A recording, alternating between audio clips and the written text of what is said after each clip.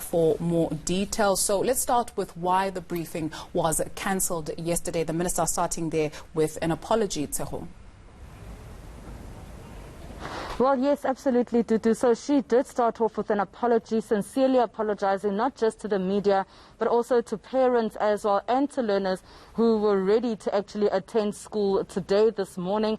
And she says that the main reason for this was because that she had a meeting on Saturday leading up into Sunday as well, where various things were discussed, and they realized that they might have to delay the opening of schools even further, but just for another week. And she does say that there will be more and more consultations with various stakeholders to ensure that the opening of schools actually does take place on the 8th of June. But let's just take a closer listen to what she had to say. On Saturday, we had the CEM, and after the CEM, we met with our unions, the governing bodies, but also received a report. And we met for almost the whole day on Saturday. And the decision that we took on Saturday forced me to use Sunday to do a series of consultations, because on Saturday we had taken the decision not to receive learners today. But it had major implications for the sector because it was very late by the time that decision was taken. There were learners which were on their way to schools, especially from outside provinces. There were principals who were not aware of the decision that we took on Saturday, so I spent almost the whole of Sunday consulting. So as I said, I was forced into a number of consultations with a number of key stakeholders who have a direct interest in basic education, and resulting in challenges for me to continue with the press briefing we had planned. Because I didn't want principals to first hear from the media that they can't receive learners before we speak to them directly. So I had to engage with Association of School Principals. I had to engage with leadership of schools, both private and independent, because they were also using the date, and they are not part of the public system, and they had to be told already by Sunday that there was a decision that we had taken on Saturday. I also had to communicate to get into a meeting for South African Human Rights Commission, because itself also was threatening interdiction, so I had to also spend time with them. I also had to spend time with organizations representing learners with special needs.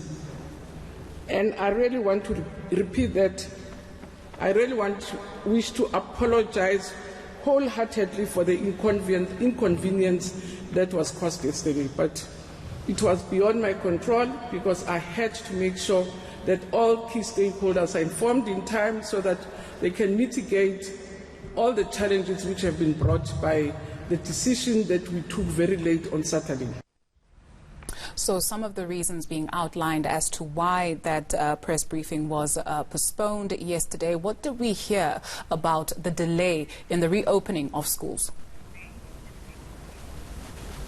Well, she did say that because of various meetings that she had on Saturday and on Sunday, and throughout the week, really, she realized that most schools are not ready to actually open. Some schools actually, we were told by Rand Water, actually do not even have water at this moment. They are promising that water will be delivered by this weekend, so Friday or Saturday all schools should have water or have tanks at least, so that learners can actually use that. We do understand that the minister saying that the delay was because of conversations that she's continuously been having with MECs, and she does understand that she does not want any child to be left behind or any school to be left behind. She does want that when a school opens, all schools are able to open their doors and welcome back grade 7s and grade 12s. But this is what she also had to say. So as a result of those reports, as I say, we took a decision to say, let's use this week to mop up. But it's a decision we took very late on Saturday when we had our final report. And there were different views. To say, why don't we let the schools that are ready to proceed, because it will kill the momentum if we say they must not proceed. and focus on the schools that were not ready, because some will be ready at different times. I'm giving an example of Ivory Park. The principal said, at least by Tuesday, I'll be ready to teach. The principal of Olive and Holt said, I'll be ready by Wednesday. So which means we're all unready. But the decision was that there were other key factors around safety for the coronavirus which have not been satisfied, like water. Therefore, it will be risky to have a blanket opening of schools.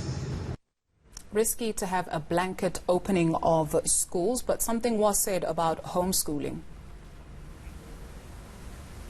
Well, she did mention that if parents do not want to send their children to school, then they need to home educate their children, meaning due to that they'd have to actually register via the department to be able to do this, and this could prove to be tricky for parents that actually need to go back to work, especially from today. But she did suggest that if this is the case, then parents must not forget that they have to register their home education with the department, and then everything goes through the parents. So they are then the teacher, they are the one that marks the papers and so forth. But they have this thing, it has to be registered with the department, something that she emphasized. But this is what she had to say about home education. A parent who chooses not to send a learner to school must apply to the head of the Provincial Education Department, who in the terms of the South African School Act can exempt a learner entirely, partially or conditionally from compulsory attendance, and if such an exemption is in the best interest of the learner. And a parent who chooses not to send a learner to school is obliged to apply for home education. So if your child doesn't have your underlying comorbidities, will fall under the second category, because the head of department or the principal has to give an approval. So you can't keep your child at home to say, I'm anxious.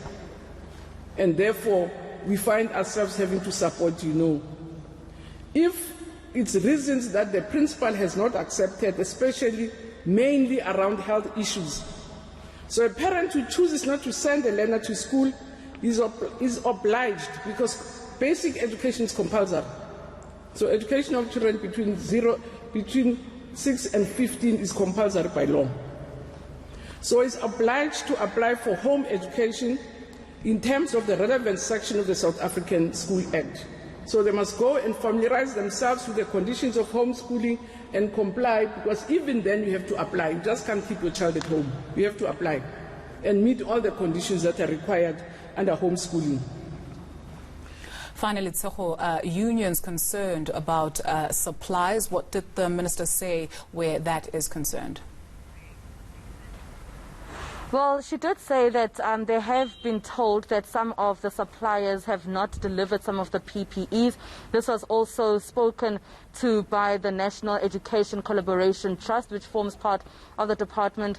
And they just spoke extensively about what suppliers have been saying to the Department of Basic Education. We do understand that some of the provinces suggested to the department that they would actually like to use their local suppliers for PPEs and not use the overall supplier that was suggested by the Department of Basic Education, and that has led to the delay of some PPEs in some schools and also a delay then in the opening of schools altogether. But let's just take a listen to what the Collaboration Trust had to say. So we got to the distribution and the identification of what blockages were there, the more we recognize that actually part of the challenges were from the supply side of things. There were shortages of stock, particularly cloth masks in the market. There was an undersupply of that.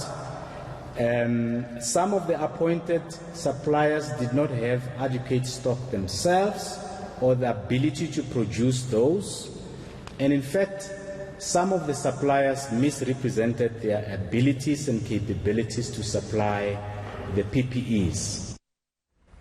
A big thank you to my colleague Tsoho Muwache out in Northwest.